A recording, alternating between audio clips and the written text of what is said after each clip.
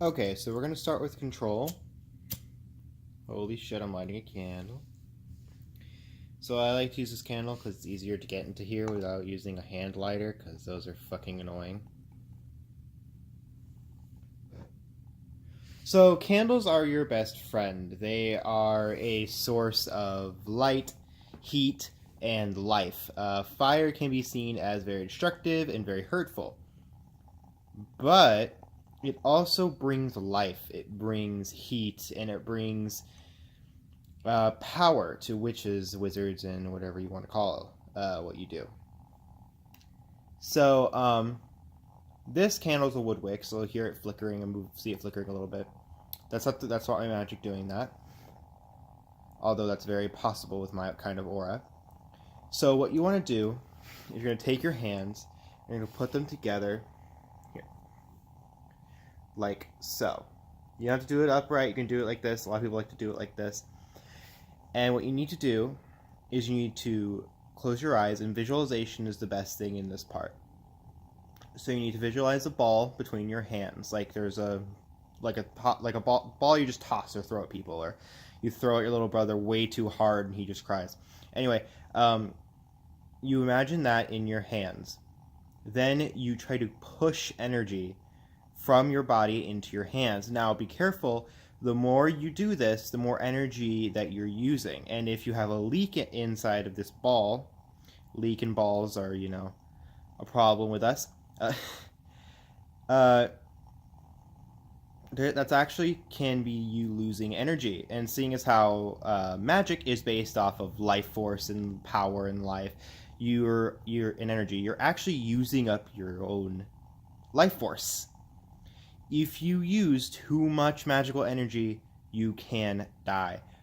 But that's the reason you are very careful. And since this is such a basic technique, this will never wield to be dead. Turn out to be deadly for you.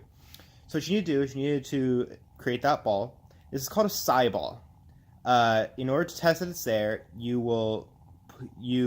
order to really test if you can do it fast enough. You rub your hands really fast, pull them apart fast, and then slowly pull them together. And once you feel resistance between your hands, that's your Psyball. It means you created a Psyball insanely quickly, but it is very fragile because you did it the fast way. Ooh, still electricity. I do this almost every day. When you create this Psyball, in order to practice your control, I'm letting this heat up for a bit so it's good and ready. You create a Psyball around the candle. This can also be seen as aeromancy or pyromancy. Aeromancy being, the magic of air, and pyromancy being the magic of fire. You're not practicing that right now. What you're doing is you're using your Psyball to dim the candle and make it move upwards. Now, the way you're doing this is you're moving your Psyball with your breathing. So whatever you breathe, you extend your hands out and move them a little bit. If you move them too much, your Psyball can dissipate.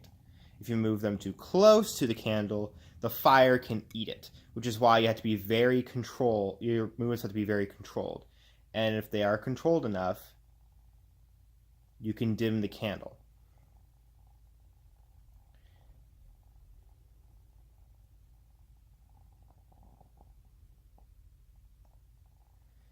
So the reason that that's insanely difficult to do is because that's actual pyromancy. I'm horrible at pyromancy, which means I'm not the best at this. I'm not good at control either.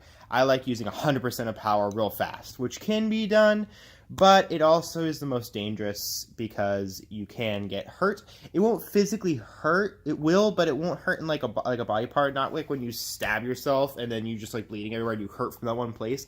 It's like when you're super sick and you just ache. This is almost a 5-minute video, I just realized. But yes, that's your first technique. You just pull in and out, and you move the Psyball with your breathing, and you do that until you feel like you've gained enough control.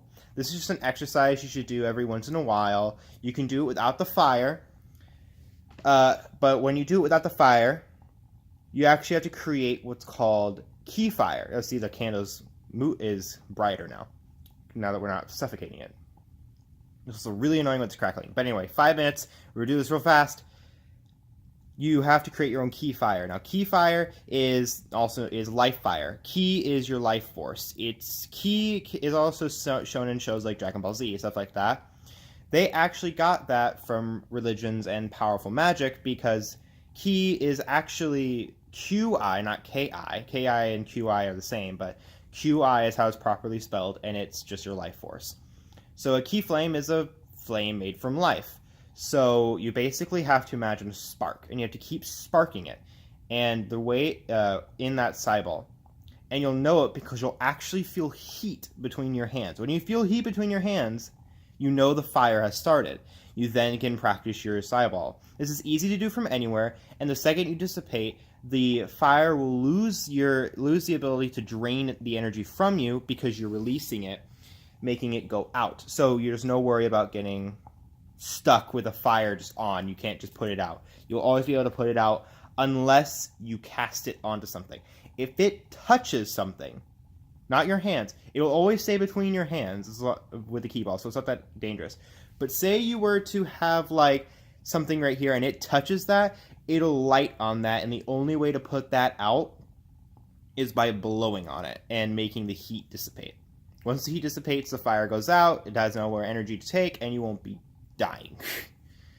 Anyway, that's your first technique. I know it's a 6.5-minute video, but you know, fun times.